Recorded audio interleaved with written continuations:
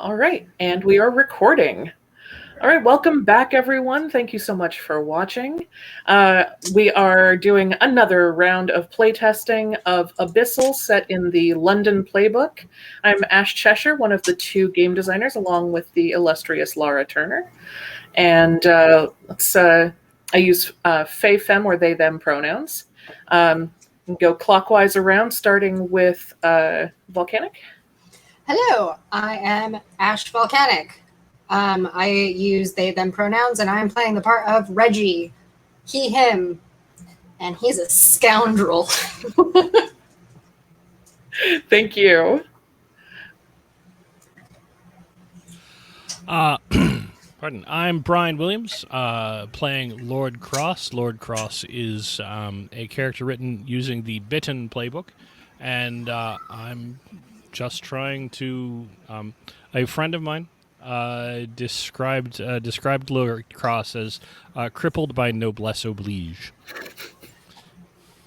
Poor thing. Yep, we're trying to give him a really rough time for fun. Thank you. And over to Josie.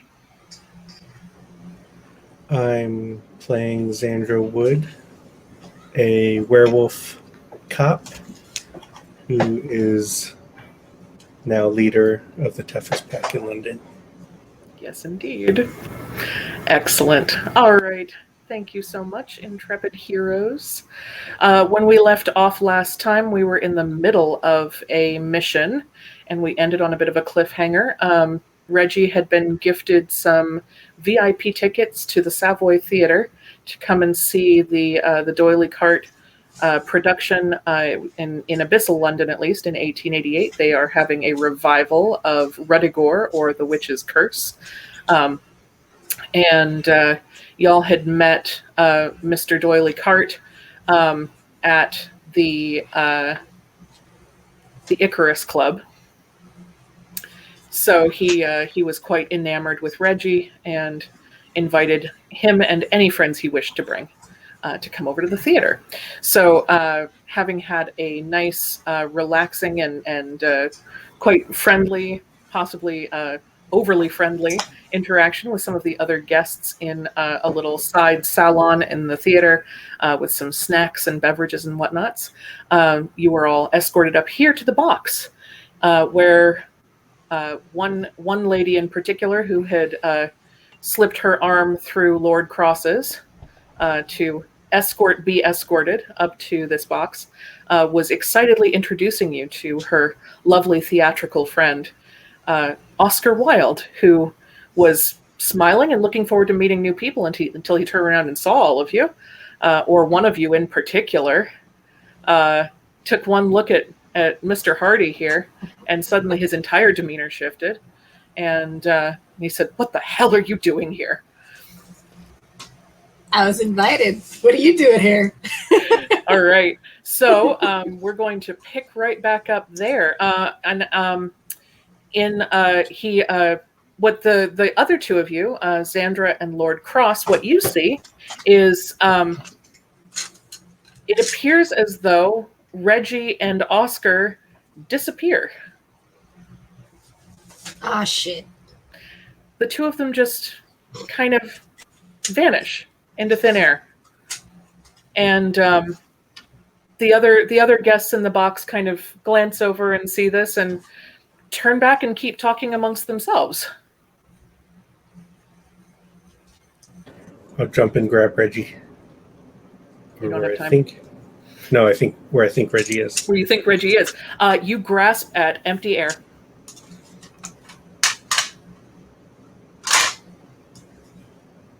All right.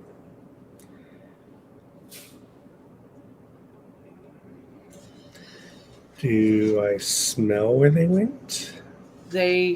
All you can smell is the whiff of their own scents that they left behind. You have no idea. They don't seem to have traveled anywhere. They just are gone. I won't even make you roll for that. Where am I? Oh, we'll get to that in just a second.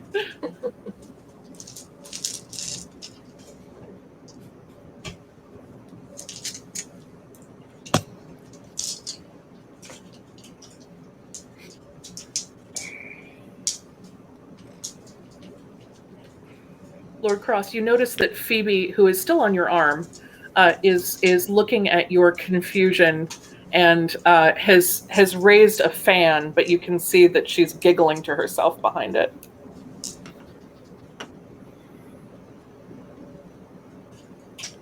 I see that you were in on the joke. Oh, is this the first time you've had someone disappear in front of you? Perhaps I suppose not as such. few could bear to pull themselves away from your company, sir. And she turns her eyes on Xandra and says, "Indeed, both of you are quite easy on the eyes."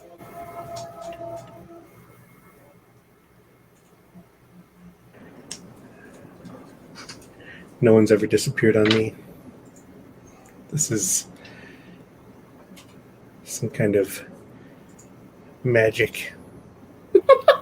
She giggles and fans her face and says, "Oh, I'm sure they'll be back shortly. Why don't you come and have a seat?"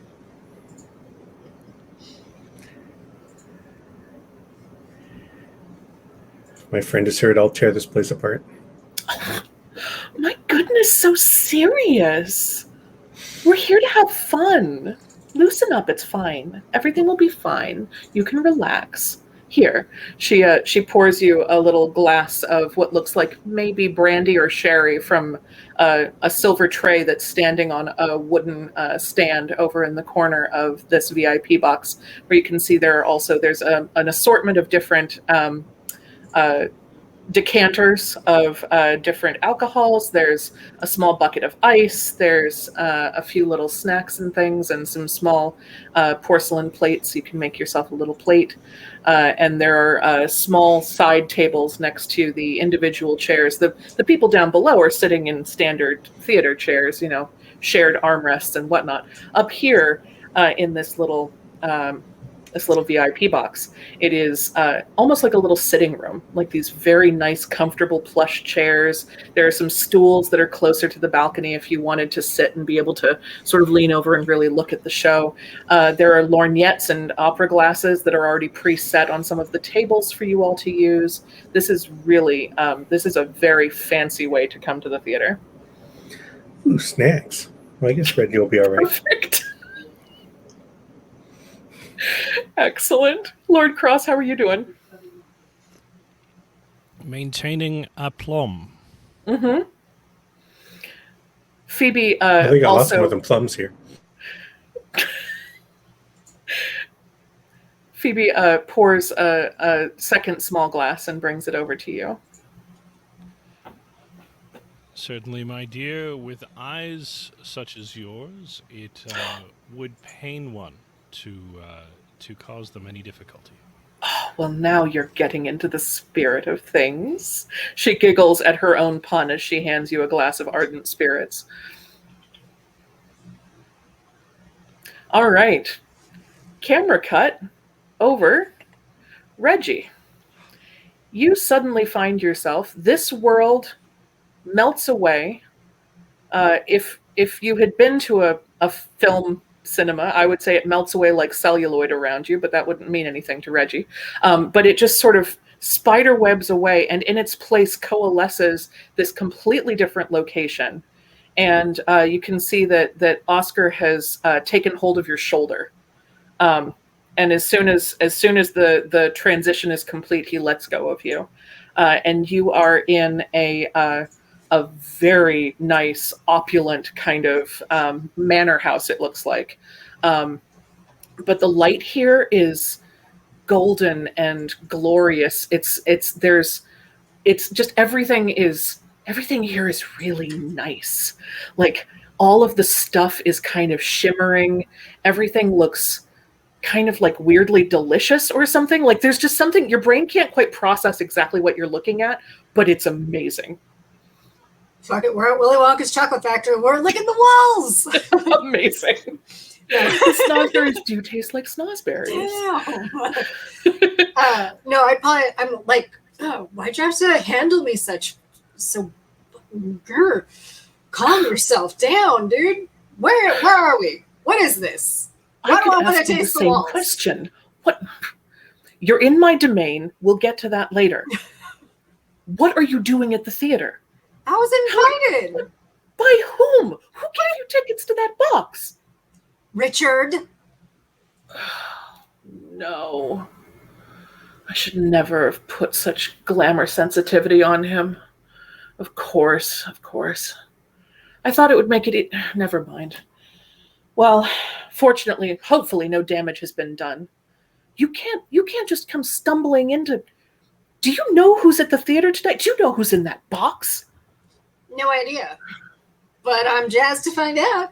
No, you shouldn't be. Do you know who you are? I am Reggie! Of course. Where have you been? Where have you been? All right, so I've been, keeping myself hidden.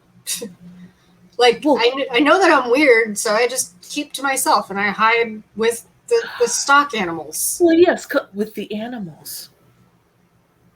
Wait. Oh no.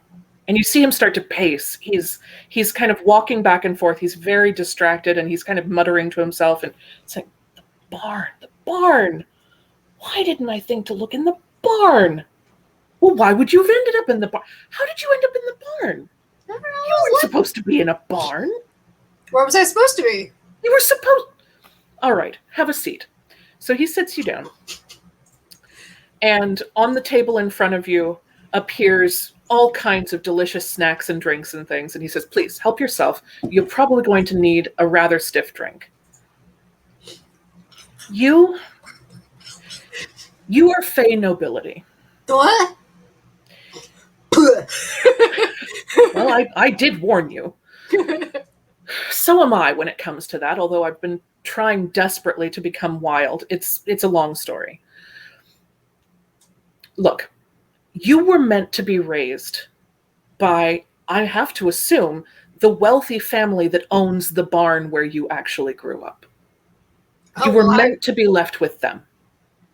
I was brought up by the lovely people that handle the animals. Clearly. He looks you up and down and says, yes, that is readily apparent. All right. I owe you a bit of an apology. Damn right you do. You mishandled me. Now, I will not apologize for that. If you don't know how to transfer between domain and the human realm, well, that is also slightly my fault. All right, here's the long and the short of it. I may have been assigned to keep an eye on you for the last, you see him kind of count on his fingers and think back, 50 years, maybe? Time flies. It doesn't matter. Since you arrived as a baby. I'm going to throw a cupcake at him, or, the nearest soft, fluffy pastry type thing. I'm just going to huck it at him. He just barely gestures and it turns into a flock of butterflies that sort of do like an Instagram filter around him for a second before they vanish. Angrily eating now. Absolutely. And he goes on to tell you that your parents, Fey nobles, had intended for you to be raised by a rich and wealthy and influential family in London, so that when you came of age, that you would be able to be an ambassador between the human realm and the Fey realm, and would have knowledge of the human realm that other Fey who grew up in the realm of fairy generally don't have, so that they could place you into an influential position, basically, to leverage their own family power in London. I got wrapped up in this. He tells you, you see him kind of, you can tell that this is a little bit, he's not embarrassed exactly, but he hasn't really had to come clean to anybody about this. You get that sense. He says, I was supposed to be keeping an eye on you, monitoring your education, and, well, I did genuinely try to find you. At first. Well, I'm really good at animal husbandry. That's probably going to be difficult for us to spin, but we'll see what we can do. When I couldn't find you at the house that I was told you were at, I started checking the other wealthy homes around. I thought maybe you had been misplaced. But none of the other homes had a changeling child either. So I figured as long as they weren't worried, I would be able to buy myself some time to find you. And one thing led to another, and I've been filing false reports about you again for some amount of time. For 50 fucking years. That's a lot of false paperwork. They really don't check in all that often. Time travels differently between the realms. But they have been becoming more insistent about wanting to meet you, wanting to see you. No, get off the keyboard. And so, well, I've been filling in for you, shall we say. Oh. Like I've got some sort of job I was supposed to be doing? Well, as a Fey noble, yes. There were certain dignitary functions that you were beginning to be expected to perform, and so I would put on a bit of a glamour and be you and take care of them. I didn't even know if you were alive. I did the best that I could. For 50 whole years! I've said I'm sorry. If you think about it, you realize he hasn't actually said he was sorry, but he seems pretty insistent that he has. All right, well, what have I missed? Well, besides, an entire education and a standard upbringing and, I don't know, maybe some coin so I wouldn't have to sleep in the barn. But you know what? Screw it. I like them sheep better than I like people. Well, at least insofar as that, you will probably live up to your family's expectations. They honestly did not expect you to develop any particular fondness for humans. It was really meant to be my job to make sure that you understood that humans are a means to an end as far as your family obligations go. Well,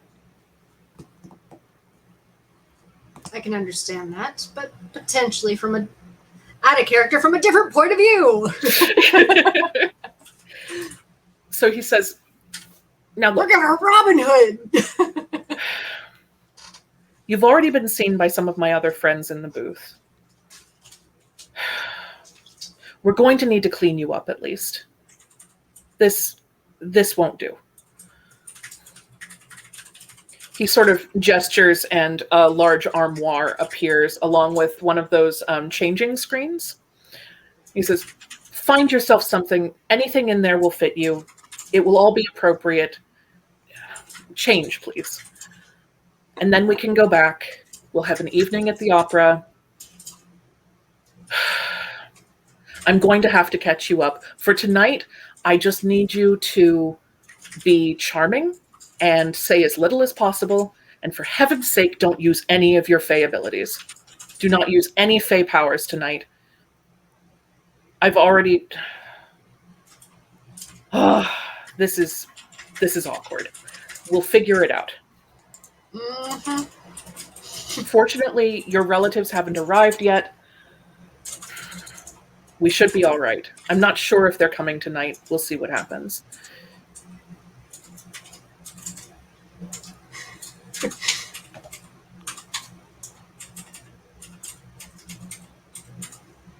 So what do you do? What does Reggie do? I'm honestly just considering my upbringing, damn, what? What? I thought I was supposed to be left with that, but then what? Just nomming on whatever snacks are still in front of me. I'm like, all right. Mentally processing, and then finally all right. Stand up, march over to the armoire. Fabulous. Thank you. The gaudiest of gaudy that I can. And if I need to, I will combine mix and match. Amazing. Amazing. Yeah, you're able to absolutely mix and match things and end up in something that even Oscar couldn't defend against. So, give me a brief description. What are some of the things that you've thrown together? Let's see. Certainly different colors of shimmery fabric. Absolutely. Maybe they don't even go together. They could be clashing colors. Actually, yeah, I like that. Contrary colors. Mm-hmm. Mm-hmm. And yeah, I'm going to say yellow pants and a purple jacket. Very shiny. Wow. Ridiculous collar. And ruby red shoes. Amazing. Any accessories? Oh, probably too many necklaces and too many bangles. Excellent. We also have a suggestion from the player chat for cravats. I don't even know what that is. Big, ruffly neck decorative kind of like it's like a big scarf but made out of like cotton or fancy fabric instead of wool or whatever. Yeah, totally. If they've got something like that in super shiny fabric, then it's going Absolutely. on. Yep. Oh, yep. maybe Ruffles they got a floral. Ruffles. Nice. Absolutely. So basically you found all of the things that were like the accent pieces off of each of the outfits and put all of them on together. Amazing. I'm going to accentuate the shit out of this. When Reggie steps out from behind the changing screen, Oscar takes one look at you and just goes, well, of course. Of course. Of course. You know, this is probably going to go just fine. That's going to go spectacularly. Are you ready to head back? Let's do it. Remember the rules. Speak as little as possible. Be charming. No fairy magic. Clear? You got it, boss. Excellent. He reaches over and puts his hand on your shoulder and so Xandra and Lord Cross, almost as soon as the two of you were able to have a short conversation with Phoebe and start to find the snacks and the drinks, Oscar and Reggie reappear in the box.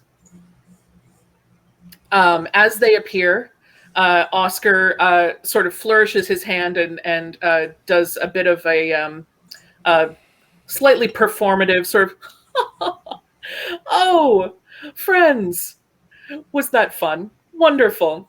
I would like to introduce to you, please, Sir Reginald Hardy, about whom I'm sure several of you have heard some things. And Reggie, you noticed that several of the other guests in the box who are, you now notice also fairly brightly colored in their clothing, not as brightly as you, turn and look at you as if they already kind of know you. And a couple of them give you sort of either, a little wink or a bit of an eyebrow raise, a little waggle. A bunch of these other guests seem very happy to see you, or whoever they think you are. For all they know, I'm actually a prince. Yeah, you actually are. Whoops. So Oscar has an arm deceptively casually draped around your shoulder, but you feel that his hand is actually a little bit tight on your shoulder. And he says, "Come, Reggie, let's get you a drink, shall we?" And he kind of escorts you over. Nice. He escorts you over to the drinks and gestures at the food and leans in and says, "Don't get drunk." Then he smiles, pats you on the shoulder, and goes back over to his seat. 3 shots of tequila, please. You can help yourself. There's whatever you want. It's all there on the table. I don't know if they have tequila exactly, but Brandy. Indeed. There's definitely brandy, sherry. There's probably some Madeira, some port, multiple kinds of port, I would imagine. Yeah. Whiskey. And you notice that there's also there seems to be a valet standing near the door that or the curtain really that sort of buffers the entrance into this box, who seems to yes, and lots of available gin, who seems he has a little cloth towel on his arm, which would indicate that you could probably ask him for other things. Oh, that's not actually necessary. I'll probably just take like 3 of whatever's available. And just, Absolutely. Yep. I'm not picky. I grew up in a barn. Wonderful.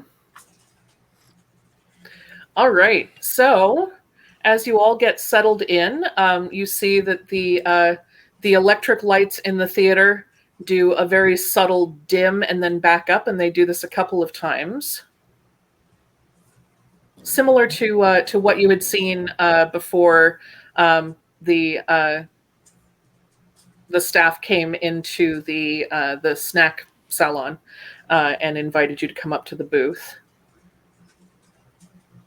Phoebe leans over to the 3 of you. Are you sitting near Xandra and Cross, Reggie?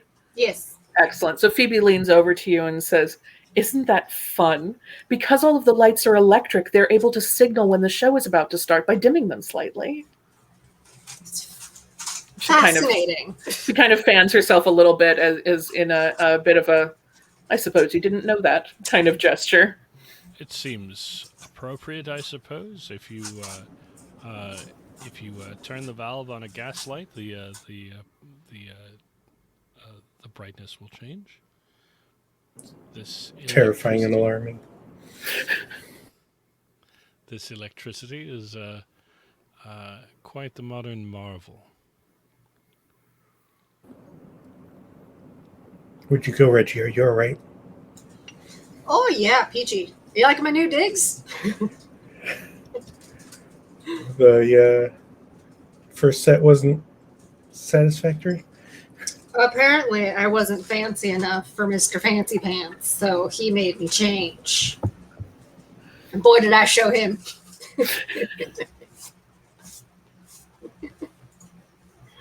But yeah, I'm fine. It was a bit weird. Went on a little trip. Got a little education. More education than I've had my entire life. But, you know, whatever. What? All right. Oh, weird stuff, man. Weird stuff. I'll tell y'all later.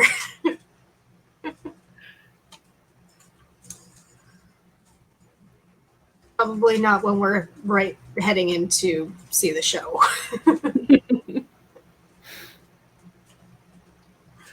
All right, so the lights dim, the lights on the stage come up, you start hearing the overture, the show starts to go a little bit. Let's see. Reggie, I'm going to have you give me a fate roll. We're going to do 2 dice, 2d6. Tell me what the higher of 2d6 is for you. I'm going to re-roll one of them because it landed on my keyboard. All right. 5. 5. Excellent. All right. So a slightly, a little bit into the first act, you hear a couple of people come into the box. And you might notice out of the corner of your eye that Oscar sort of takes note of them and turns and looks and seems a little bit tense. And then as they come in enough for him to be able to see who it is, he visibly relaxes and smiles and gestures, and a couple of additional people come in and come and sit down. And he turns and looks at you and gives you a bit of a all clear kind of sign. He sort of goes, "Everything's fine." He kind of mouths, "Everything's fine," at you. So as It's you're like watching this, someone would say if everything wasn't fine. Mm-hmm. it's all fine. Everything's fine. So the first act of the show is quite exciting. You discover that this is a a musical theater production, a story about a cursed baronet who has inherited a family curse that he is required to commit one crime every day, or else his family will lose all of their riches and wealth.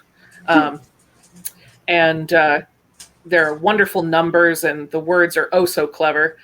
You notice that along with the opera glasses, there are also a few little librettos. You've got some books with some of the lyrics in them, so you can kind of follow along. It's a really good show. Like, y'all are having a really good time.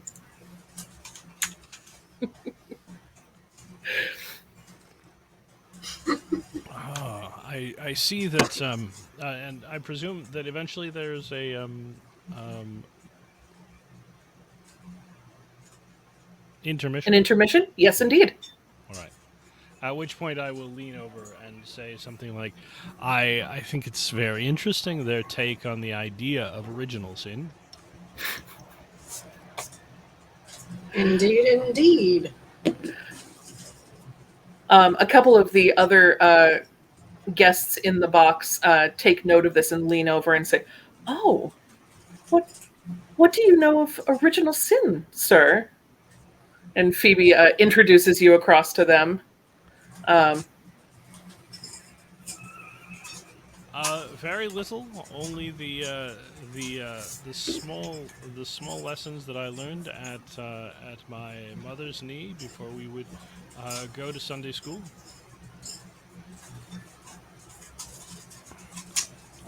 Did not study much in the way of theology.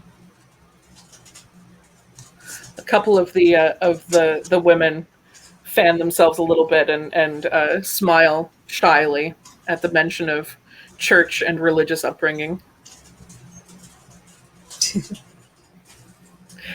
So during the intermission, Oscar comes over and seems to be very much in charming host mode at this point, and thanks all three of you again for your understanding. He apologizes for his sudden unusual little diversion earlier. Can you say that to him? Thanks for kidnapping me, bud. Oh, Reginald, no.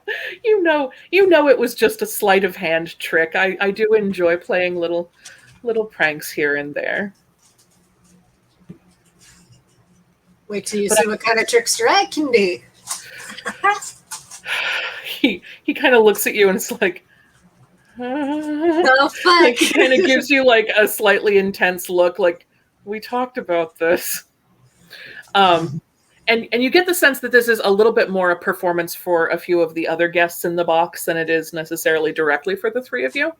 Oh, yeah.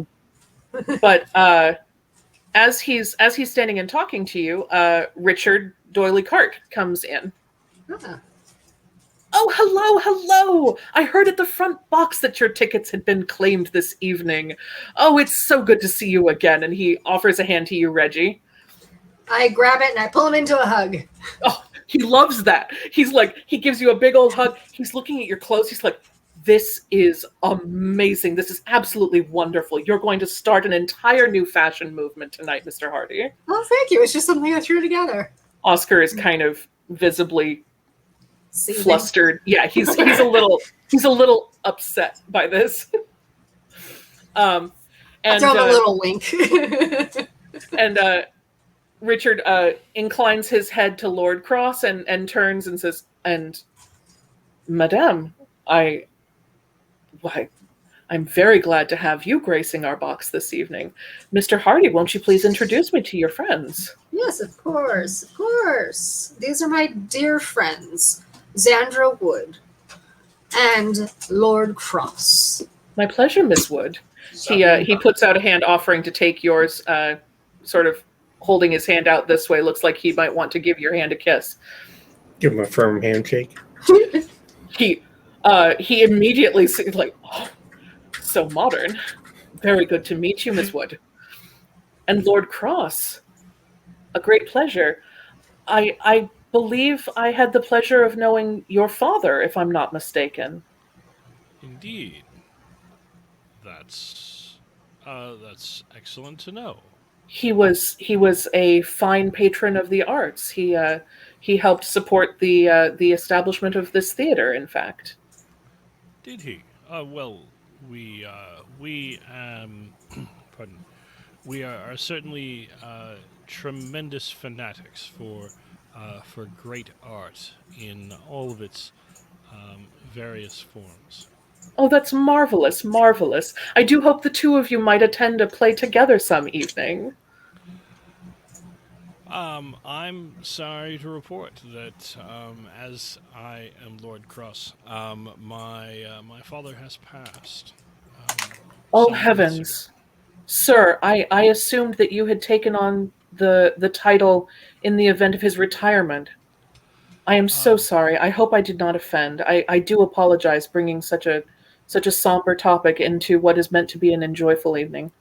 no Enjoyable. He offense. probably used a real word, like No enjoyable. offense.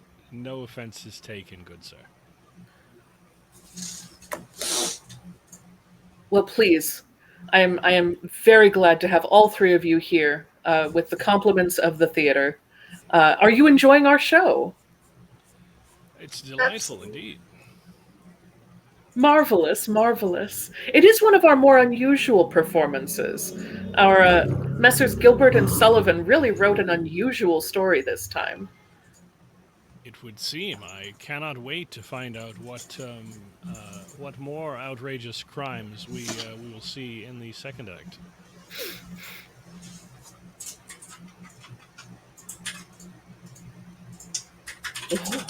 Sorry, I got distracted by the cute kitty on cam. He smiles and bows to you again, and seems to really feel bad that he brought up, your dead dad. And he nods to you, Xandra, with a sort of he gives you a bit of a kind of a masculine sort of bow instead of he gives you a more sort of uh, gender inclusive kind of greeting, or not greeting, departure gesture, um, similar to the bow that he had given Lord Cross. And you hear him saying under his breath, "So modern, so very modern, oh, magnificent." And Mr. Hardy, it is absolutely a delight to see you again. Yeah, I'm sure we'll be seeing a lot more of each other, won't we? Oh goodness. Well, we certainly hope to. You're welcome anytime here. Any friend of Mr. Wilde's. And he kind of gestures over to Oscar, who kind of glances up and looks at him, and you see the same like big shiny sparkle eyes that you kind of saw when he was looking at you. This is like Full hard blown. eyes. Yeah, like full on just starry-eyed emoji when he looks at Oscar.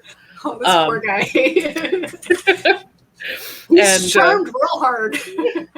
and he sort of bows to all of you again, goes over and gives Oscar a handshake, and leans over and says something quietly into his ear, and Oscar kind of smiles and nods, and then he excuses himself again.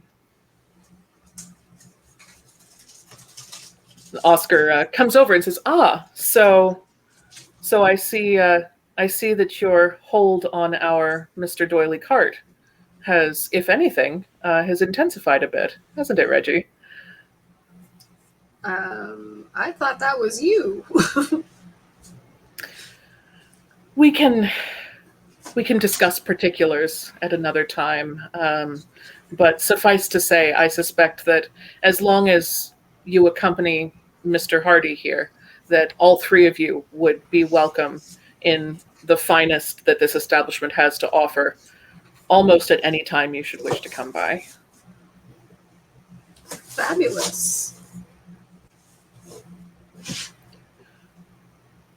So the lights dim a little bit. You go into the next act of the show.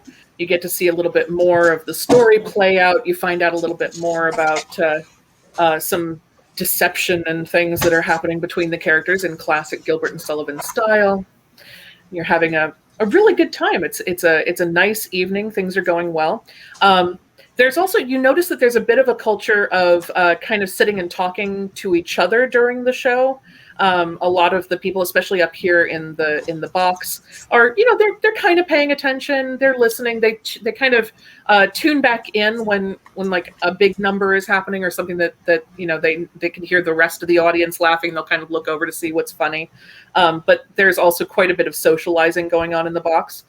So with that in mind, was there anyone that the three of you wanted to talk to or try to have any kind of interactions with beyond what you've already had?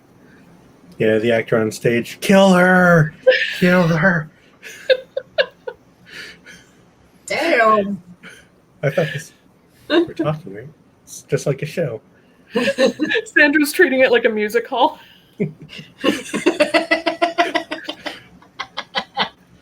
That is more the kind of performing arts that you're familiar with, huh, Sandra? Yeah. Yeah. So do you actually call out any helpful suggestions to the actors on stage? Yeah, I think she gets caught up in it. Awesome. All right. Laughing and cheering. Sure, you'll shout. Cool. Why don't you give me a mingle roll? Let's see how well you're able to kind of match the energy of the room here.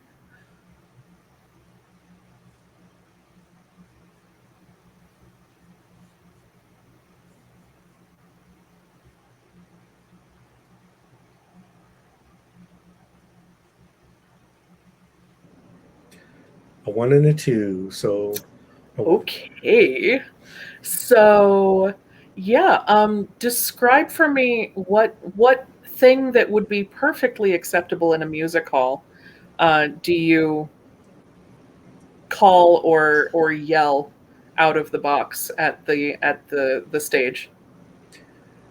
I think what I shouted. I'm not quite clear of the plot, but Yeah, I imagine there could like, be a part where maybe two characters are on stage and one is talking to himself about whether or not to do the crime.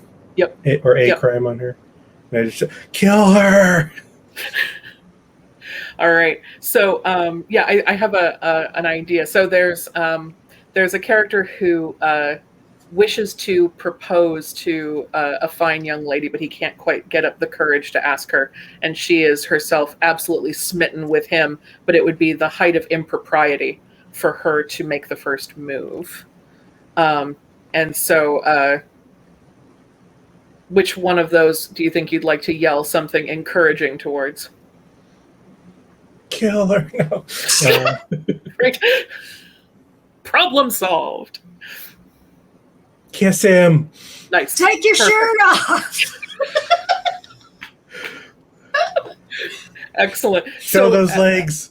Yeah. Okay. Absolutely. So as the the prim and proper young woman is expositing to the audience about how it wouldn't be right at all for her to make the first move. She's a lady of good bearing and proper upbringing.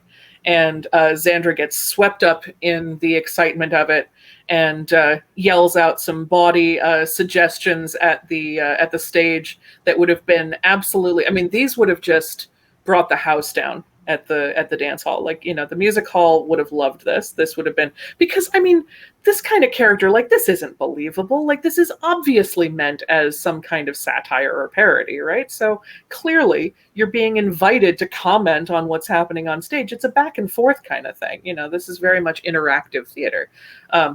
And so Xandra, you move up to the balcony and shout out, something about, oh, just kiss him. Figure it out afterwards. And a whole bunch of heads down in the lower seats just turn and look up at the booth. And the actors keep going. They've got that. They didn't start out at the Savoy Theater. They expect this, of course. Maybe not expect. Expect might be a strong word, but they have experienced it in the past. Hope for. Sure. And so they're able to kind of keep going. The orchestra gets a little bit, the conductor sort of starts and is a bit confused.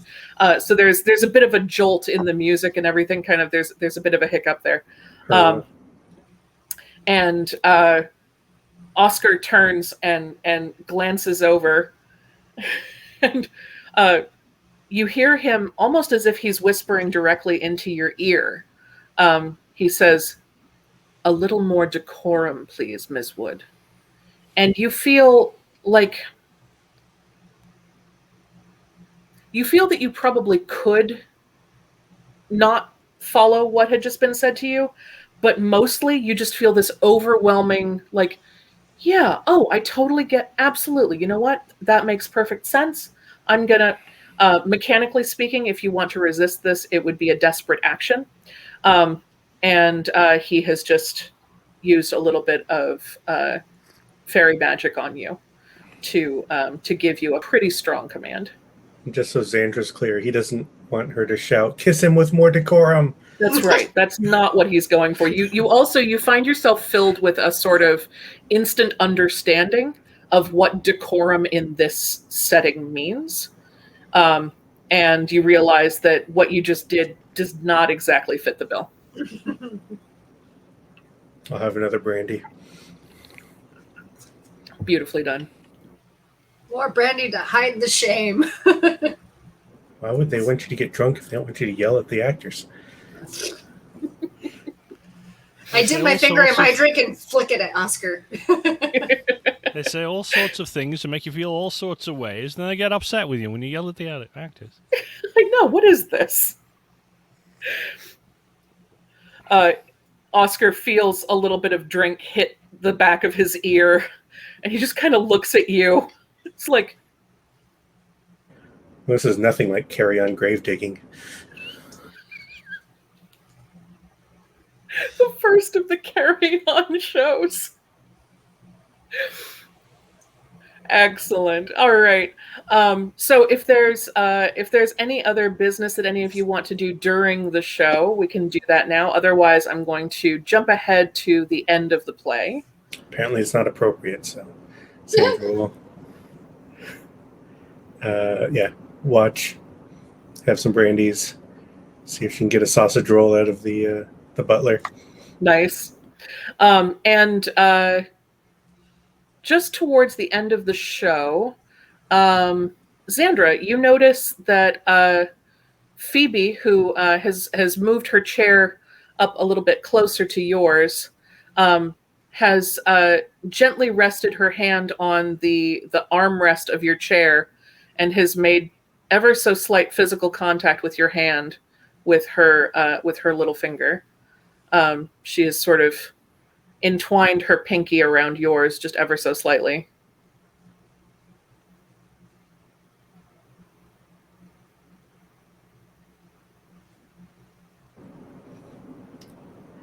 I recognize this power play for what it is.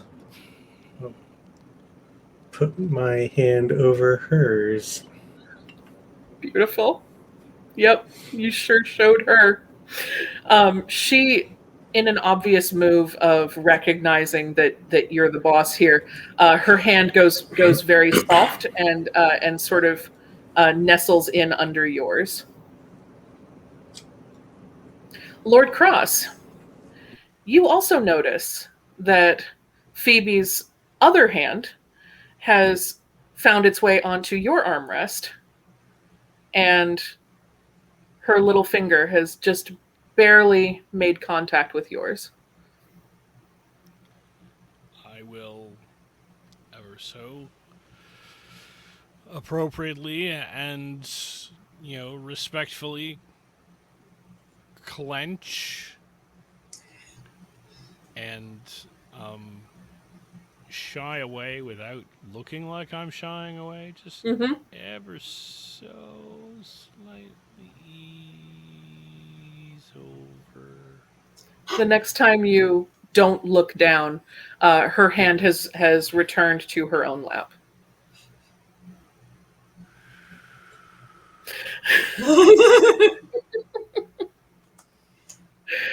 All right. So the show comes to a close, and Oscar comes over to you, Reggie, and says, "A wonderful performance, wouldn't you agree, Mr. Hardy?" Oh, absolutely. I can't wait to see it again. Amazing. Oscar just looks at you like, ugh. He says, "Oh, yes, my good friend Reggie." He turns to one of the other guests in the box and says, I think he's feeling a little out of sorts this evening. I'm so sorry, everyone. I don't think that he'll be able to join us for the after party. Not this evening, unfortunately. But it was so lovely seeing all of you, and Mr. Hardy, we know how to get in touch with each other now, don't we? And he very subtly slips you a little card. I hold it up to the light. It is a calling card.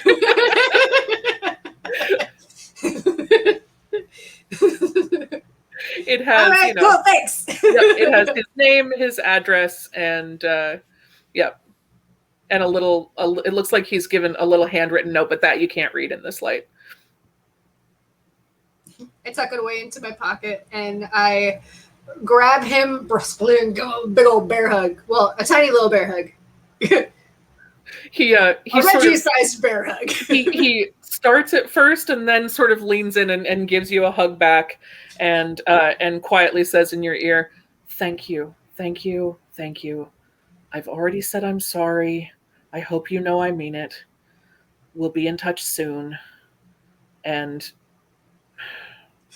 just go." And as payback for all that whispering in my ear, I give his earlobe a little nibble. He actually kind of gives you a tighter hug with that and says, "Be careful what you ask for, Mr. Hardy." Oh boy. All right. So Phoebe has sort of twined her fingers in with yours, Xandra. But as she hears Oscar say that the three of you aren't able to join for the after party, she kind of delicately slips her hand out from under yours and says, "Oh, such a shame. I was looking forward to getting to know you better, Miss Wood."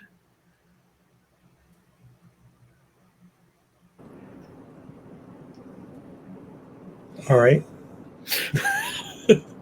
Cool beans.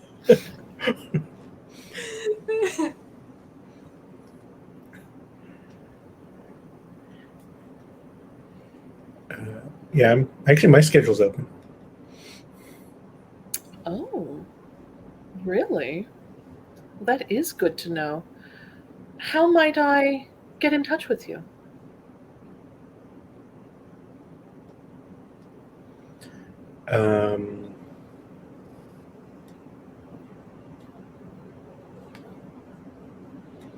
That's a good question.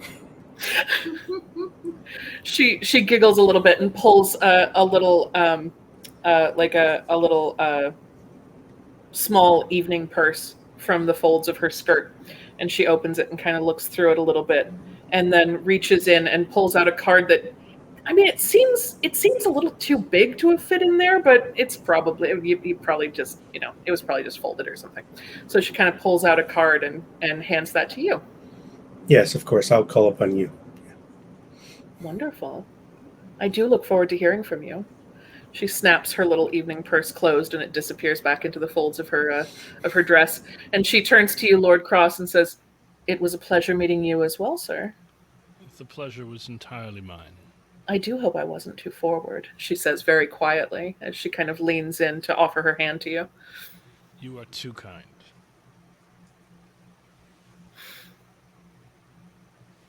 And Reggie, you see Phoebe kind of give you a very curious kind of look, curious as if she is curious. And I'm gonna keep deep eye contact and give her a real deep bow. Wow, style. Yeah, that is definitely a power move. She locks eyes with you and gives you an equally over the top curtsy. It's on. And with that, the colorful partygoers seem to kind of melt out the curtain. Oscar and his little retinue just kind of go giggling and laughing, all kind of entwined in with one another. You know, the theater kids are off for their next cast party, kind of thing. And they seem to actually, as they go out, you see that they're actually headed away from the stairs. They're going up the rest of the hallway. You intuit that maybe they're headed backstage or to another box, or it's not really clear, but there had been talk of another party, so they've kind of moved off in that direction. So the three of you have been left alone here in the box. You can hear the audience exiting down below, that sort of low murmur sound of post-show, people, oh yeah, that was really good. I really enjoyed it. I've seen this 3 times. Yeah, that was really, and the sound of feet and everything, and everybody's kind of moving out. Oh my goodness, that heckler was hilarious. You do catch a couple there. If you happen to look down, you can see a few people kind of scanning along and trying to figure out which box that had come from, seeing if they can catch a glimpse of somebody or whatever. But it seems to have just been another sort of exciting thing that happened that evening. It seems to have actually kind of been smoothed over somehow. Oh shit. Too bad I resisted the impulse to shout encore. You got infected I am waiting with for the that jugglers. decorum. I am waiting for the jugglers though. You notice that the curtains aren't opening again. The orchestra has left. It seems like that was the only performance tonight. Oh, they got something planned big. You're not so sure. They've turned off all of the stage lights. And everybody really does seem to be leaving. Where's the MC? Gone, left. They went home. So what would you all like to do?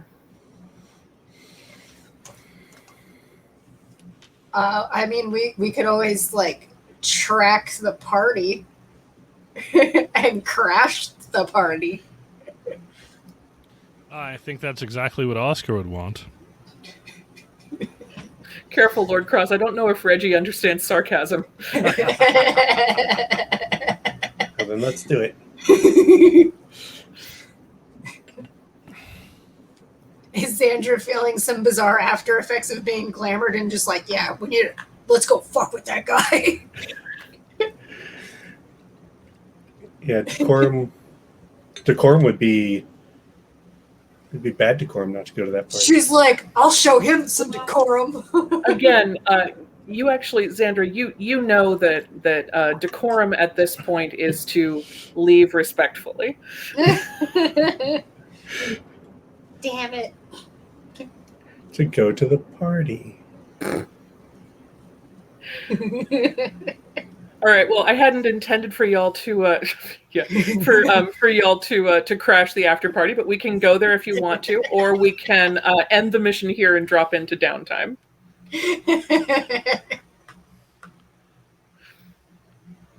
It is entirely up to you all.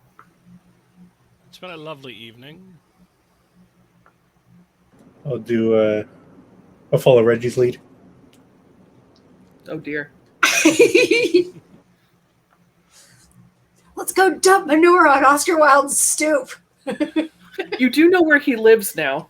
Actually, you know what? That would be perfect payback for leaving me at the barn for 50 years. Can I get 50 years worth of beer? Yeah, let's do that. Okay. All right. So we will end this mission here. An excellent mission, all told. Beautifully done, everyone. You succeeded in your mission objective to have an interesting and enjoyable, I hope, night at the theater. So we're going to take a little break. We are at just about an hour here. We're about halfway through tonight. So we'll take a little break. You can think about what advance you'd like to take, what downtime actions you might want to do. And then we will see where the crew wants to go next. Very well, very well. All right. See you all in a We'll be couple back minutes. in just a couple of minutes. Okie dokie.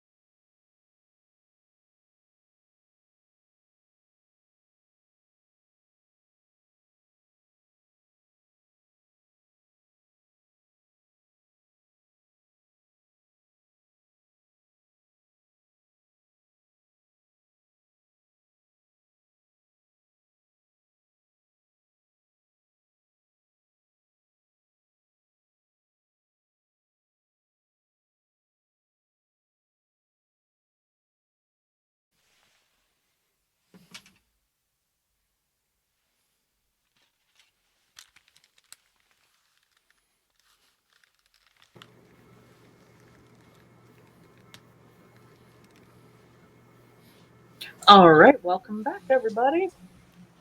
So, having completed another mission, that last one was, slightly unmission-like, but because I knew it was going to be kind of a big scene, and I want to get y'all some more advances, we ended up framing it as a mission anyway. So I know there weren't as many roles or challenges as one would usually expect in a mission, but on the plus side, Reggie, you've now made contact with your faction. So that's cool. And you all get an advance.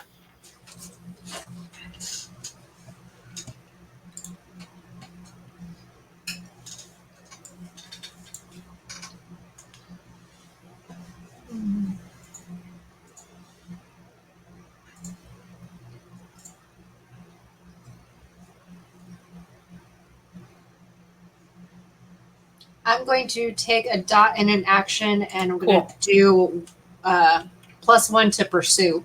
Nice. So, what at the theater gave Reggie a new piece of prowess that allows him to be better at pursuing?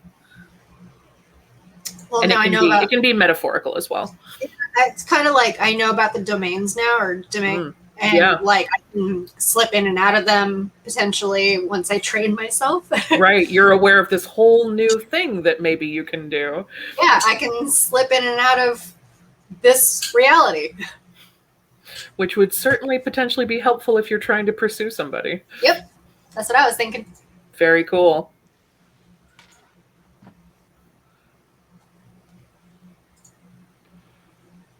I'm taking get a dot in any action because I don't need that resolve point yet, and I'm going to bump my scrutinize from 1 to 2. Nice. So what happened at the theater that strengthened your scrutinize? Really no. Suffice to say, there was a fair bit that was going on just beneath the surface. There were an awful lot of things that were being said without being said. There were many, many layers to many, many interactions. And this led Terrence to pay more attention.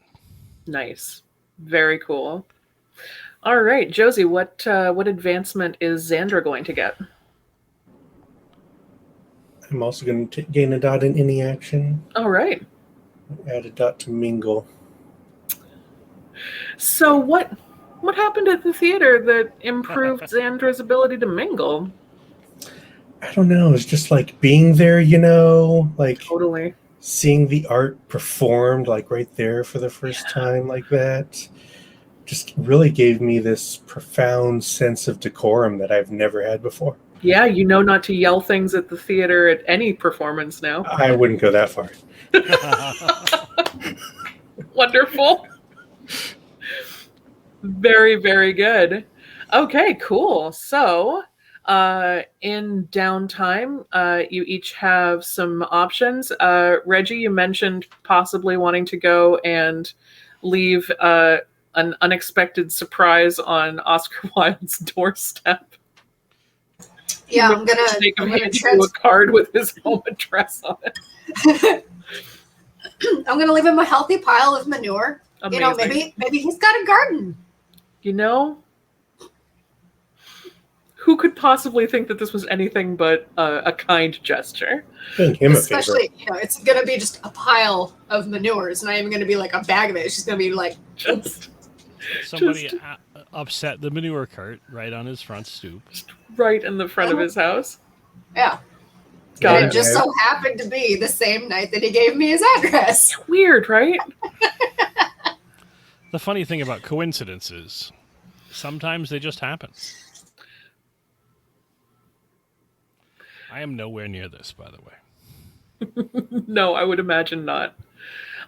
What are you up to, Lord Cross, with your downtime? That's a very, very good question. I'm pondering that even now.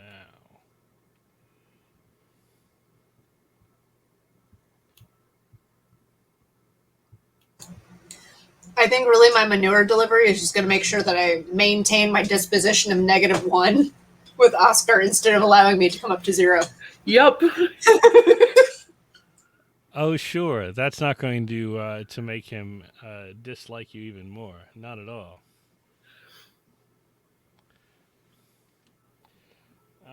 Let's see here. I am looking for downtime actions and downtime Yep. options. In the quick reference, under the downtime heading, we've got a list of a few different things you can do. There we are, yes. Oh, actually, I think I may still have some stress. Oh, you might. Only the 1 stress, which is great because that will go away. I get to reduce stress for each defined shred. That is right. Indeed. So the stress actually is that my downtime action to basically recover from harm. That happens automatically. Okay, there we go. So you still get an action. Then I think what I should like to do is I'm going to take an action to mollify humans and reduce that little bit of Cool. surface Bring the surface heat down. Excellent. Yes, please. All right. And that's basically a matter of perhaps putting some words in the right ears and some coin in the right pockets, and perhaps have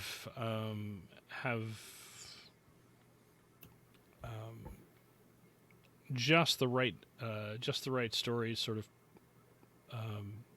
tipped to the right newspaper editors to say that anything that might have seemed weird at that dance hall last week or the week before, it turns out to after investigation just to have been Irish rowdies, as they would be. So then I make a roll, I believe. Yep, you make a. We're gonna do a. Let's see. 1 heat on a 1 to 3, 4. 3 heat on a 4 to 5. Wait, no. Oh, 3 on a 6. Gotcha.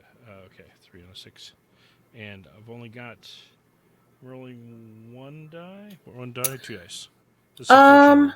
It is a fortune roll. I'm going to give you an extra die because you're putting a little extra spin on it, spending a bit of money.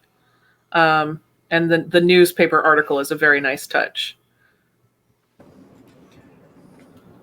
Blaming it on colonized immigrants, Lord Cross. Lord Cross is a man of his time. We'll cancel him later because really he's not a good guy. But for now, he's a complex character. That's right. He's a very interesting person for the time being. As a white author might suggest. You should see the spigots he puts into sheep.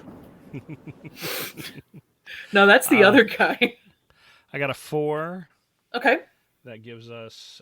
yep, so we'll reduce that surface heat by 2. By 2, very good. Let's see. So it was at 3. Now it is but 1. Oh, they hardly notice this at all. That's right. They're only ever so slightly irritated by you. So at this level, potential drawbacks or negative consequences would solely be heightened scrutiny from humans. Very well. Whereas you were previously risking vandalized property. Ah. Like that horrible thing that happened to like that terrible thing that just happened to Mr. Wilde the other night. Yes, indeed. Just scandalous.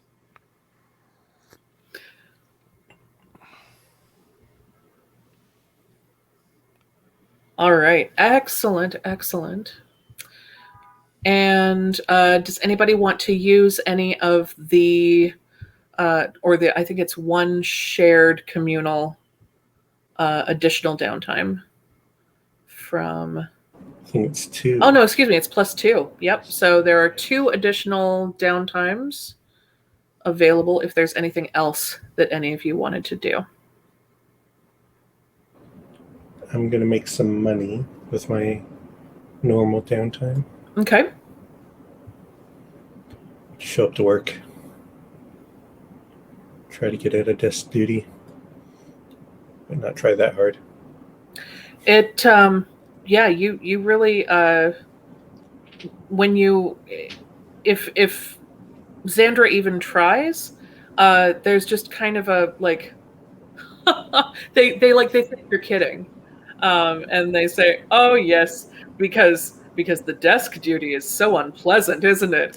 It is when you would. can barely read, but all right.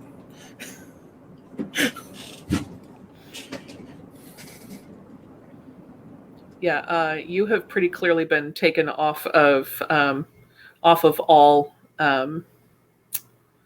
yeah.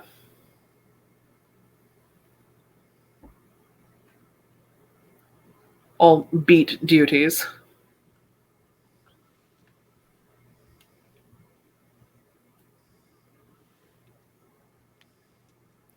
Anybody want to use the other downtime action?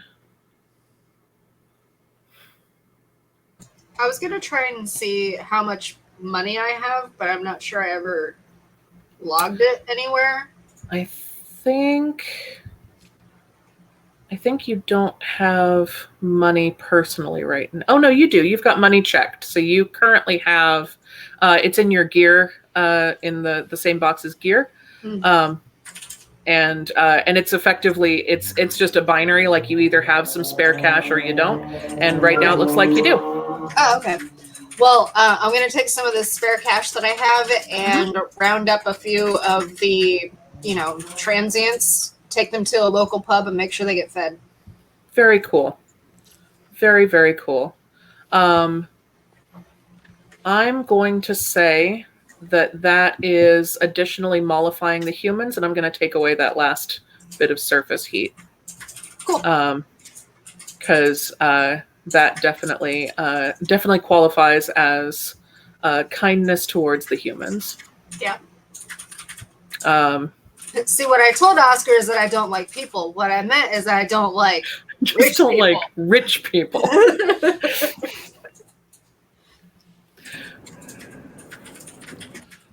That gives us 4 out of 5. I think what I'd like to do with that last one is to make an ally or unearth a contact. Beautiful. Unearth is particularly creepy, but okay. What creepy writing? You're gonna dual class as a reanimate? What I'd like to do is make friends with a publisher. Ah, interesting. All right. Any publisher in mind? One of the local rags. Okay. Specifically a newspaper publisher. Mm-hmm. What sort of circulation are you looking for? Clark Kent. Just local stuff. The folks who are doing the beat on the north side of the river. Okay. So you want more of a less of an upper crust paper and a bit more widely circulated. Middle brow. Mm-hmm. Got it. All right. Yes. Unless you have an actual paper in mind, you can just come up with a name for this paper, and we can change that later if a good actual reference comes to light. But for now, we'll just call that your publisher contact. Let's do we're going to do a fate roll.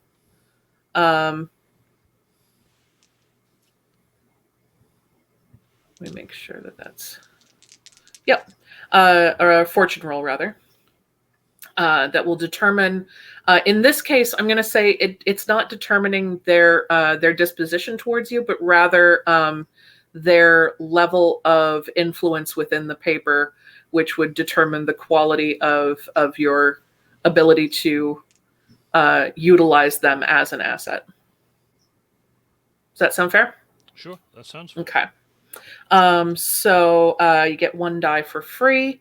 Anything that you're leaning into here that would give Cross an advantage on this fortune roll? I'm leaning into fat stacks of cash. Mm-hmm. Okay.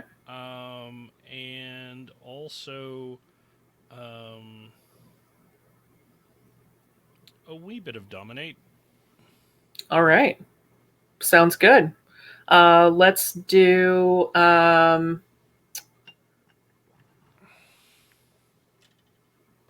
let's do 3d6. If you're turning on some of your bitey skills.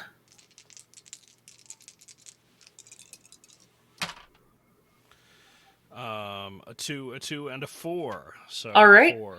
Yep. So that's it's a mid-range result. So we'll say this contact that you've been able to make is someone who does write some articles. They're not in an editor position by any means, but they for a mid-level result, I'll say you can decide which department, like what type of stories this contact specializes in. I would say the city desk, or whatever is the equivalent to the city desk. Sure thing. In London at the time. Yep, sounds good. What's the name of this city desk journalist? The name of the city desk journalist is...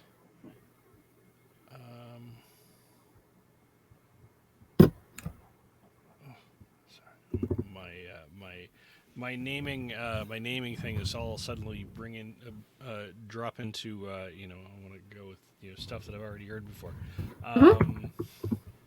Let's go with Whitcomb Hammersmith. Whitcomb Hammersmith. Nice.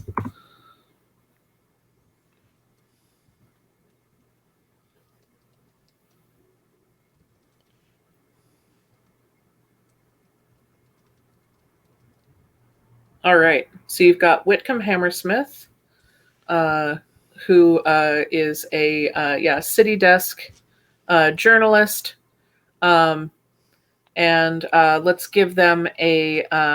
We'll say they have a neutral connection with you at the moment.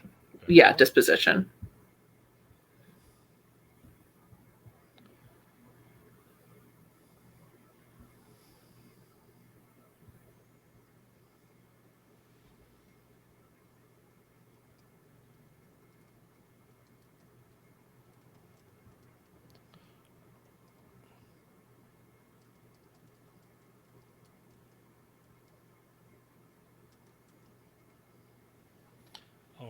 Very well.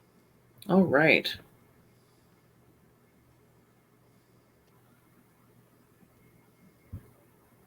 And then Cross, when you get back to your place, you notice as you're coming home, you notice that there is a kind of scruffy looking kid who is sort of nonchalantly pacing just near enough your door to be able to keep an eye on it and trying to look casual, like she's just kind of hanging out here. But as you approach, and especially as it becomes clear that you're going to your door in particular, she seems to kind of zero in on you, but she wants to approach and doesn't quite know how. I will, make a prompt. No, sorry, I'll make a prompt shift in direction, and then walk right up to her. Miss, are you a friend of Bert? Oh, yes, you're the gentleman? Perhaps. Oh, What do you know of Bert? well, I was supposed to come and find you if he didn't come back after a couple of days. He said that he was doing something very important and that it might be dangerous for you, sir. And that if he didn't come back home, back to our our place, that I should come here and see if you had heard from him and find out if he was still on the mission with you, sir.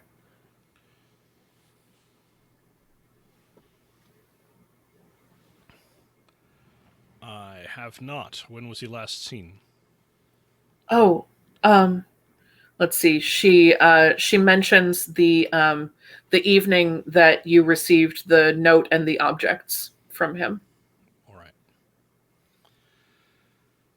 The note did not give us any clues as to where he specifically was going, did it? He indicated that he was going to try to follow Barnabas.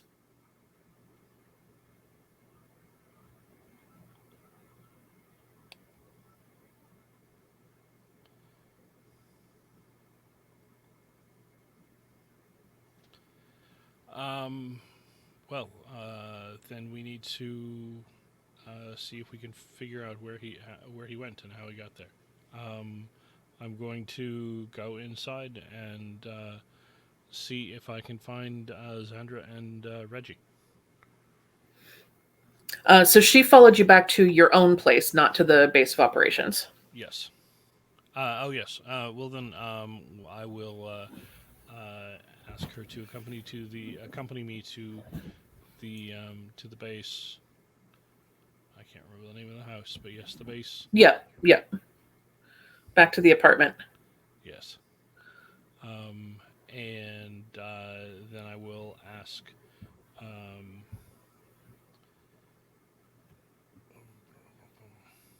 we are. See playbook. I will ask Mr. Granger, to make sure that the young woman is fed. Very good, sir. Come right this way, little one. And she, the girl looks a little hesitant at first, but Mistress Granger has a very, very kind smile, and she kind of leans down and says something softly that you don't quite hear, and it seems to sort of relax this little girl a little bit, and so she reaches up and takes her hand, and she takes her back into the kitchen.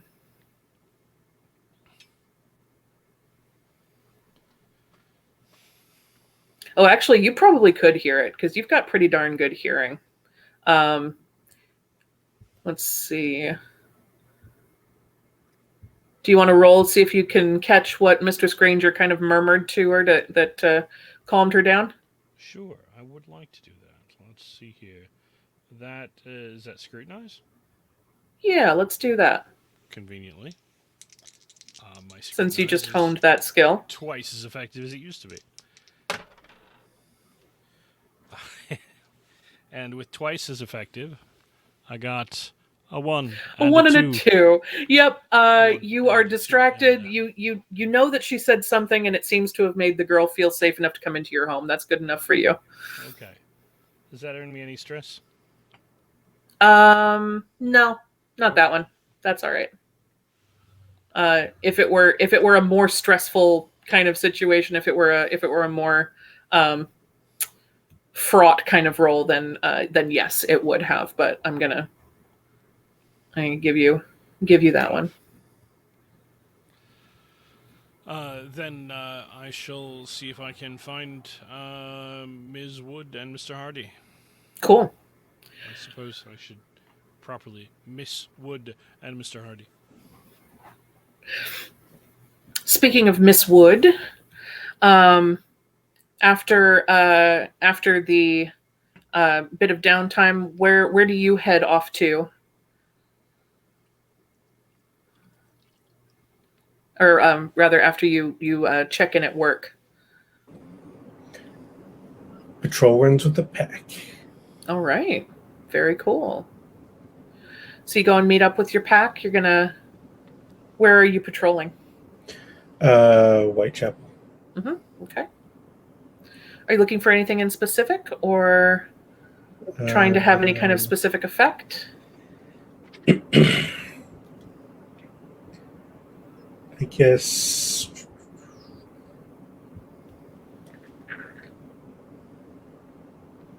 gain goodwill of the neighborhood. Very cool.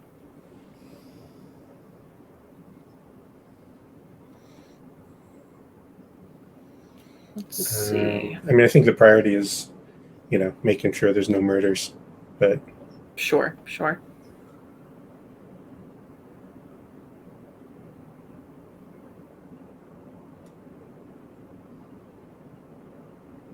So let's see. also, if there's anyone else patrolling that we spot.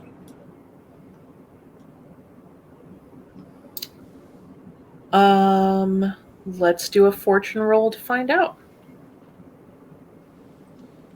Just give me 2d6 for that one. Ooh.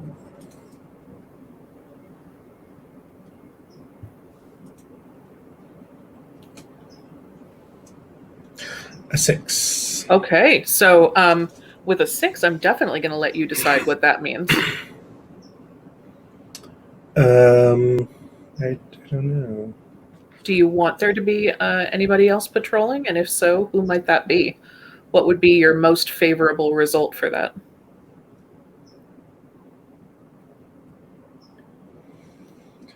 Well, Some thoughts, some offers in case you're interested. well, I'm thinking that it's good for someone to be there. It means Scotland Yard hasn't completely abandoned it. Mm-hmm. But If they're the ones that you find, yeah. who else is there? Is there another? Well, the thought that I had was you might find that one or more of the other packs that have their bunks in this area might also be doing something similar to try and also kind of do neighborhood watch. You might find some humans who have kind of built there might be like a human neighborhood watch kind of thing. The Whitechapel and Spitalfields areas kind of have to take care of their own. Lean in from the constabulary is not necessarily something that they can rely upon. Or if you wanted to throw a curveball, we could even bring in one of the other Abyssal factions, I suppose. Mm-hmm. It's just a mob Yeah, I of guess- fey kids. A bunch of fake kids just like running around. Yes, super effective. Yeah, I guess any of particularly the first two, because I've been told that no one's officially looking here. Yep. All of the police activity on this has been squelched from above for reasons that we're not really clear on yet.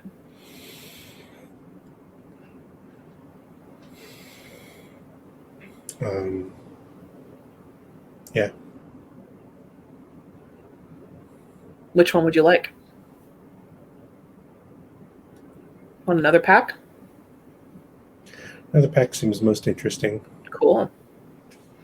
All right. So yeah, as you and your pack are investigating and just kind of going around, taking a look, see if anything smells funny, you notice that you do smell some other werewolves in the area. They seem to have crossed paths with you here kind of recently, and with not too much effort, because they're not really trying to conceal themselves, you're able to find them. Is this a pack that yours is familiar with personally? You definitely know them by, obviously by smell you recognize that who and what they are, and possibly by reputation. But is this a pack that your pack knows directly? If they live in the neighborhood, we must. Mm-hmm. Fair point. Fair point. So you run into one of your fellow packs. I'm also on a 6 going to say, probably have a positive disposition with them. Cool. What is the name of the pack leader for this pack?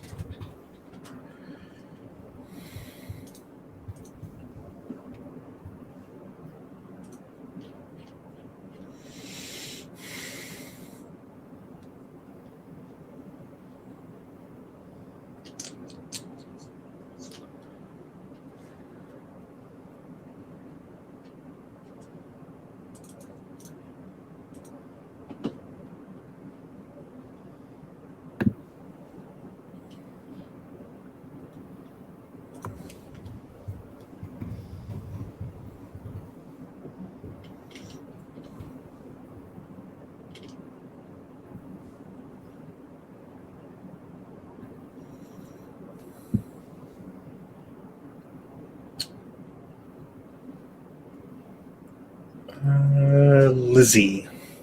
All right, excellent. So you run into Lizzie and Lizzie's pack.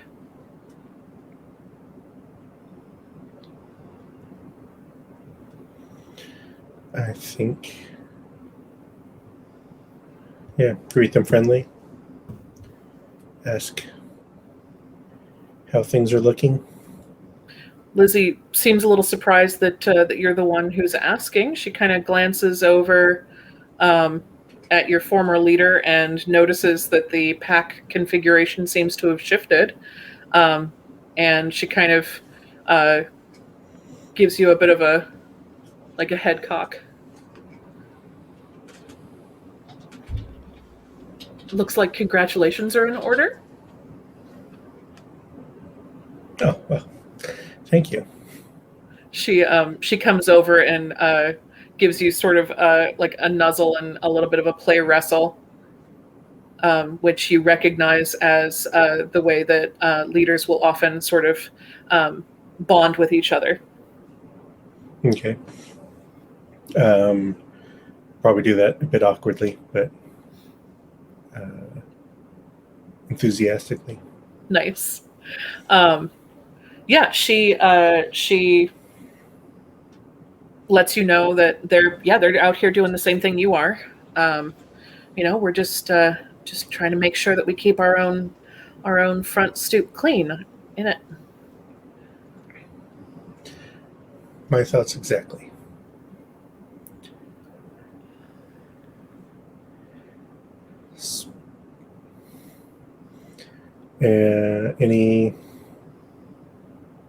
Anything weird or unusual lately? Weird or unusual? Yes, indeed. Again, riding on that critical success on your fortune roll, she mentions that they've been tracking the scent of someone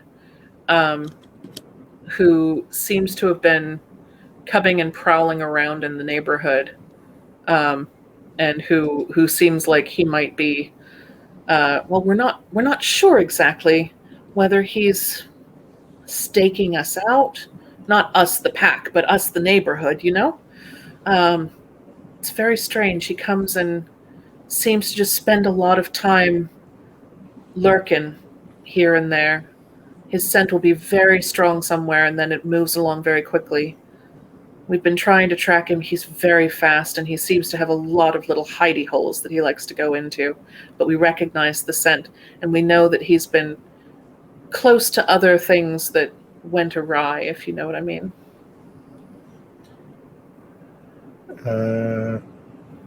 Smell like a noble who's been in flop houses? That's an excellent description, yes. I've been trying to track this fellow for a while. He's That is interesting. up to his elbows with this Ripper thing. That makes sense. We had a feeling that there was a connection. I think he's been messing with the police and pulling the humans from trying to find this guy, as well as messing with the evidence they've collected. That would explain why the bobbies haven't been around here. We haven't seen any Skinners in, wow, almost 2 weeks.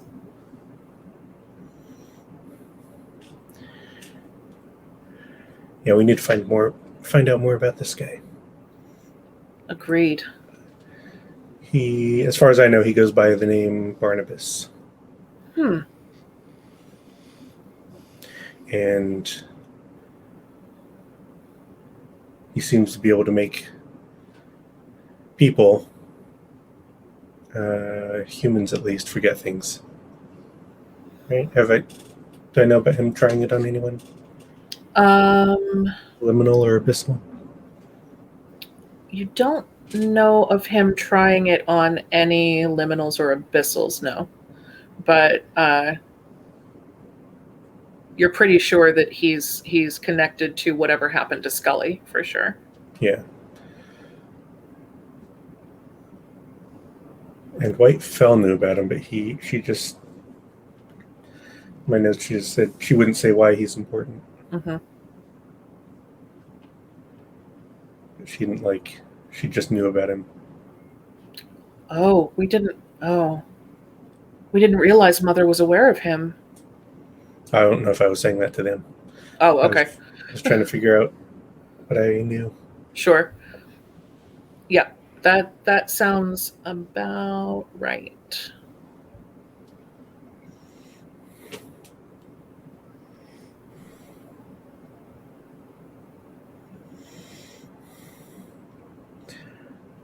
I'm not going to spill Mother's secrets.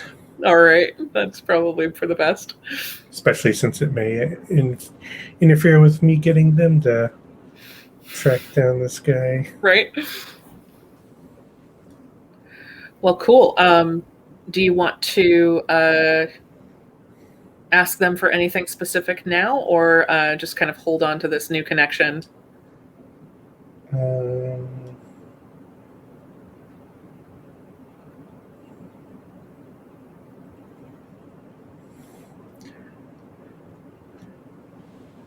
I think just, yeah, kind of hold on to it in the way, like, let's keep an eye out for each other. Cool. Lizzie nods, and it's kind of like that scene in Shaun of the Dead where the two teams are crossing paths, and like each member kind of nods to each other, and so there's kind of mirror members of her pack and yours, and everyone kind of gives each other, and then there's like, the final one is sort of like a couple of the ones who are sort of got their noses in their books at the back of the pack, kind of, they came along, but they really want to finish this book, and they kind of just sort of give each other like a little nod.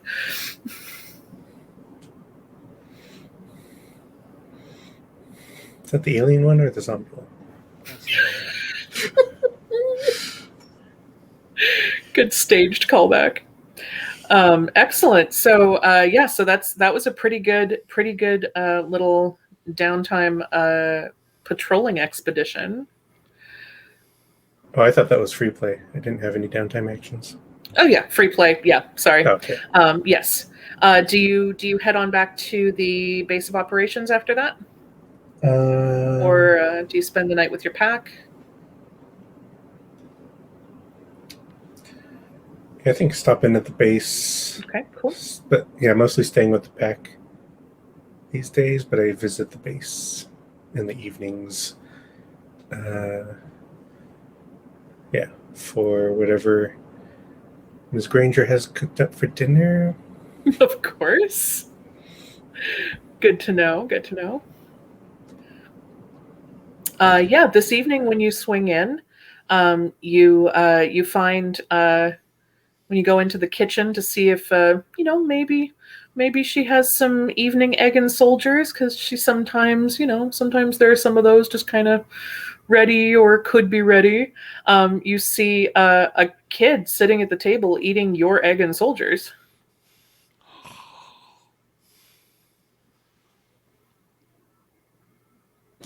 It's all right. She can make more. She can make more. Who's this kid? The little girl looks up at you. Cross, what is the name of Bert's friend? Missy.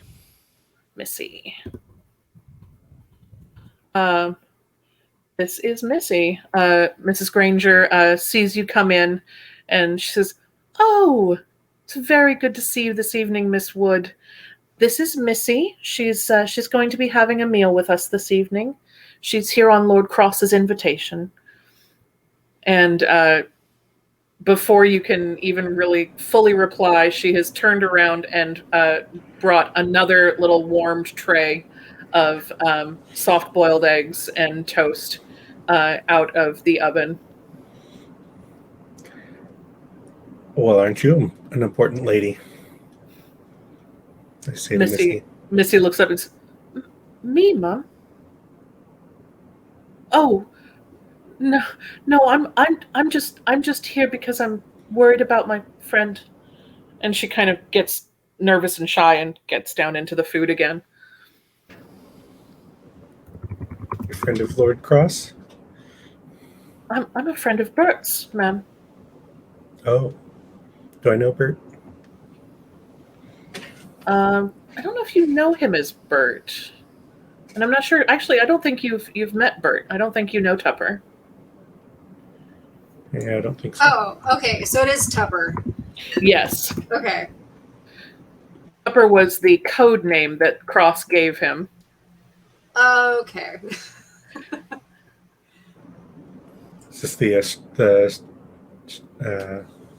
Icky Rat's kid. yeah. Yep, Icky Rat's kid. Yep.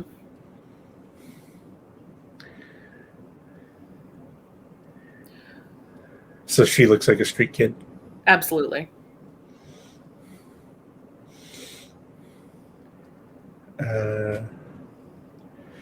Well, I'm sure he's fine if Lord Cross is looking out for him.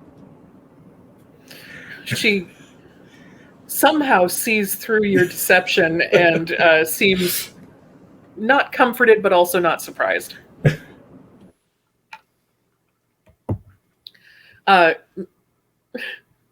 The Mrs. Granger intercedes at this point, sensing that you're maybe freaking Missy out a little bit, and she says, Lord Cross is in the sitting room, ma'am. If you'd care, I could bring these in to you along with a spot of tea. There's not a lot of room here in the kitchen, I'm afraid. Oh, sure. I miss our chats, but I guess we'll catch up another time. Absolutely, as do I, ma'am. And then she kind of walks right up to you with the tray and kind of looks towards the door. Fine, all right. So Lord Cross, Xandra, and Ms. Granger come in. Ms. Granger sets down a little tray with some eggs and soldiers, just the way that Xandra likes them. Very well. Ms. Granger has Mr. Hardy been in yet this evening? Oh, I haven't seen him, sir. He was asking where he might acquire a wheelbarrow of horse manure, sir. Oh, there's no need to inquire. I know exactly where I can get it. Oh, nice. Excellent. He informed me that he was off to give a new friend a long-due present, sir. I see. Thank you. Take a sniff. Has Reggie been around? Yes, he was around earlier, but has gone out. Are you coming back here to the base after that, Reggie? Yeah, because the manure deposit was the same night as the party. Oh, that's true. That's true. Yeah. And so this. So you might still be here. Yeah. Well, this was after I was taking all the people that needed to be fed to the pub. Yeah. Perfect. So I'm probably coming back after having fed and Nice. drunk a bit. Probably. Yeah. Yeah. Probably. Coming back for second dinner.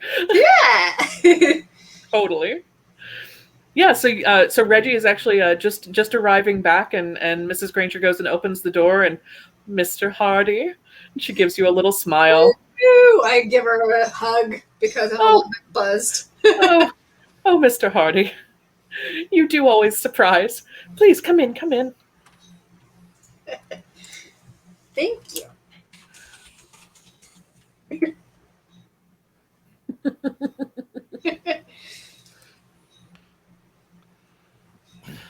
So yes, the gang is all back together again.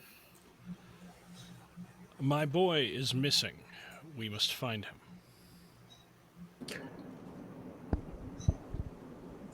You have a son, or are we talking about Bert? We're talking about Bert. Might as well be his son. Find him, no problem. See, Yeah, you can give him a weekly allowance. there's a world of difference between my boy and my boy. And then, of course, there's another my boy, but we're not going there. All right, Daddy.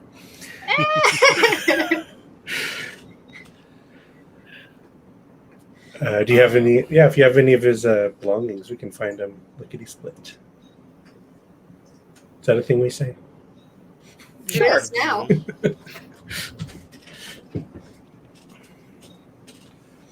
I do believe that. Ms. Granger may have left some of his an article of his old clothes in the bin in the basement. We can do a fortune roll for that. Cool. Are we looking at one die or two? Yep, one die. Okay. See if there's still enough to find out if there is an article and if it has enough scent on it still after being down in the basement with all the other various smells. A 4. A 4. All right. So there is an article of clothing, and there is a bit of a scent on it, but it's not going to give you much of a bonus for tracking it. But you will be able to, at least on a really good roll, you'd be able to pick this up. You'll recognize it when you get close. I'll say that, but this won't necessarily help you track him.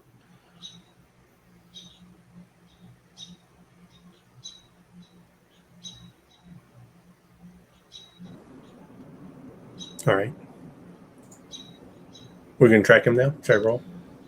Yes, please. Maybe a tracking roll that gives us a starting disposition for whatever horrible thing is about to happen. This sounds a bit like a mission. So I'll tell you what we're going to do. Let's see. So you've got an article. Y'all know a few other things about where he was headed as well. Let's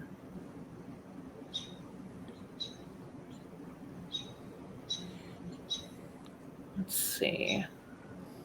Because we definitely don't have enough time to get into it in any kind of depth tonight. But this is an excellent thread to be pulling for next time. So let's say, let's see. Yeah, let's go ahead and do a tracking roll and see how far that gets you. And then next time we can set up the actual mission of that.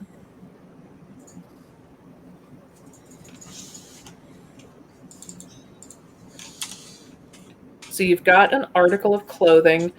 Cross, you've also got that envelope that he handled and wrote a note on and everything. Oh, indeed, with his grubby mitts. Mm-hmm.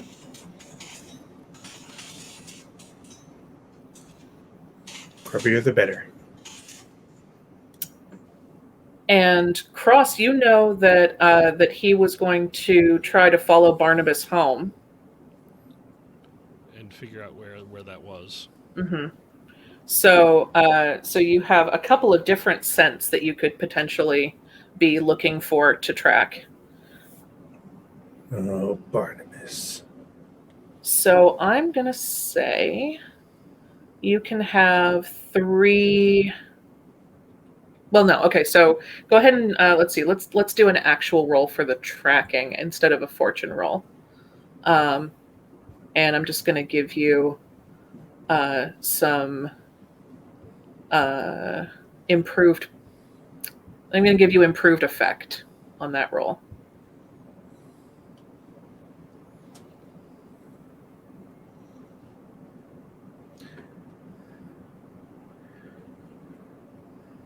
Excellent. You got a 5. Okay. So maybe you could. Very good. Well, actually, be good. So a 5, and I was going to give you a great effect because you've got a couple of different scents to compare. One of them you know for sure and you recognize very well. You really know what Barnabas smells like. And with the envelope and the clothing article, you can get a pretty good scent profile of Tupper as well. So a 5 is fantastic. That's a great success. Which with the improved effect, we're going to give it that just additional bonus. And our cliffhanger this evening will be just a moment.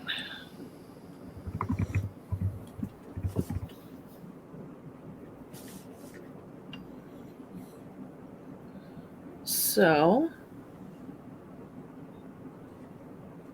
you find yourselves winding through some I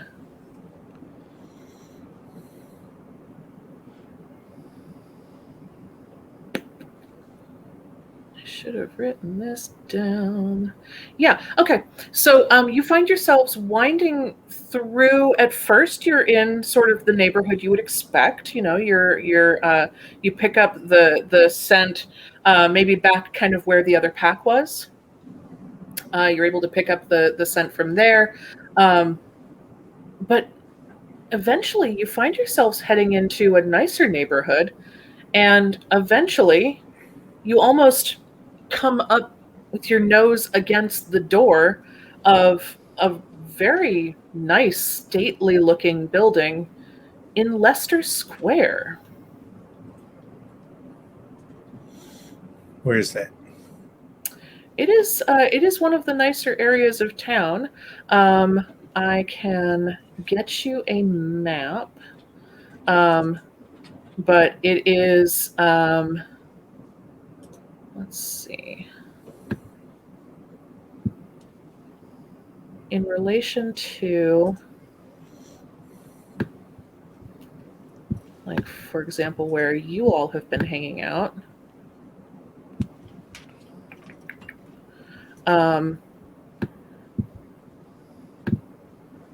It's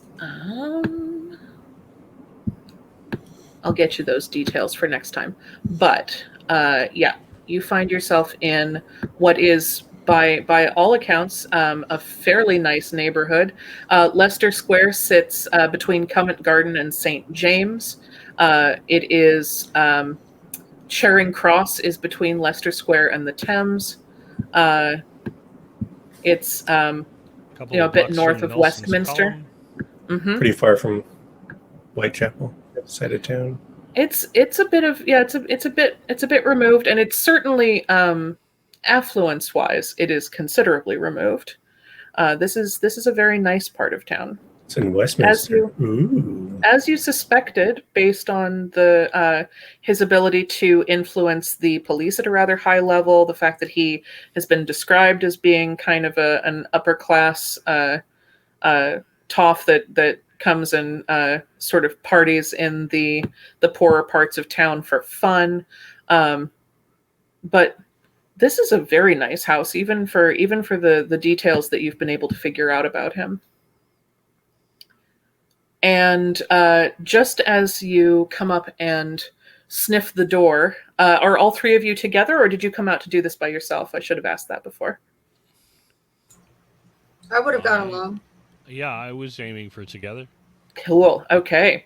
So the three of you are standing there, and as you sniff up towards the door, uh, a very large, imposing, kind of terrifying looking man comes sort of charging along the street, moving past this door and down towards the street corner, and he knocks you fully in the shoulder as he tears off around the corner.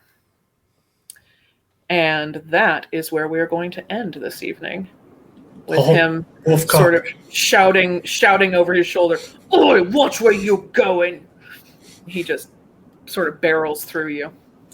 I love the image, Josie. All right. So that will be our cliffhanger for this evening. Thank you all so much for playing. Thank you, everyone in the future, for watching. And we will see you all again in the next installment of Abyssal London. More antics to come. See you all in a fortnight.